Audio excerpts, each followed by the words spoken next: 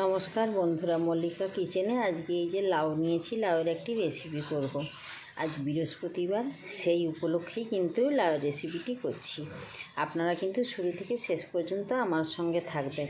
আর রেসিপিটি যদি ভালো লেগে থাকে অবশ্যই লাইক করবেন, শেয়ার করবেন, সাবস্ক্রাইব করবেন আর পাশে থাকা বেল আইকনটি প্রেস করবেন।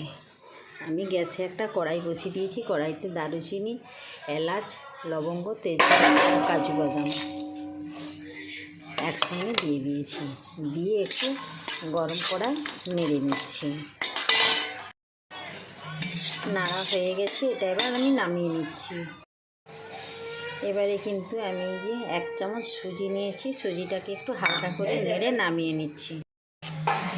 এবারে কিন্তু শুকনো কড়াই আমি ছোট ছোট করে লাউটা কেটে রেখেছিলাম, দিয়ে দিলাম।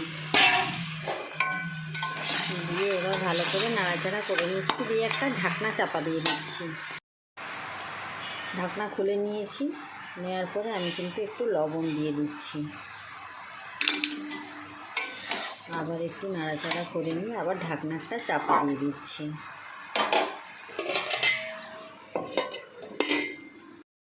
এবারে কিন্তু আমি ঢাকনাটা খুলে নিচ্ছি। লাউটা কিন্তু সেদ্ধ হয়ে গেছে। এবার ভেজে রাখা সুজি, কাজু বাদাম, লবঙ্গ, তেজপাতা এগুলো সব দিয়ে দিলাম। দিয়ে একটু ভালো করে মিশিয়ে নিচ্ছি।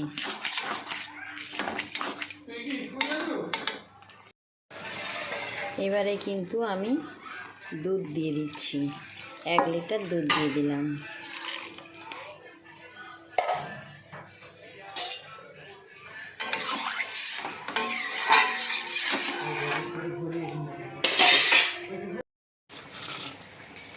এবারে কিন্তু আমি চিনি 1 কাপ নিয়েছি আর 50 গ্রাম থেকে একটু বেশি গুড়ের বাতাসা নিয়েছি। এবার এটা দিয়ে দিলাম। তাছাড়া যে যেরকম মিষ্টি খেতে পছন্দ করে সেইভাবেই দেওয়াটা উচিত।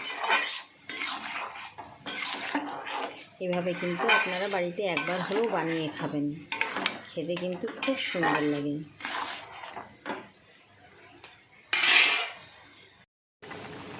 লাউয়ের পায়েসটা কিন্তু হয়ে গেছে। আমি এবার একটি পাত্রে নামিয়ে নিচ্ছি। আমি একটি পাত্রে নামিয়ে নিয়েছি। এবার কিন্তু আমি পরিবেশন করছি। আজকের মতো তাহলে টাটা।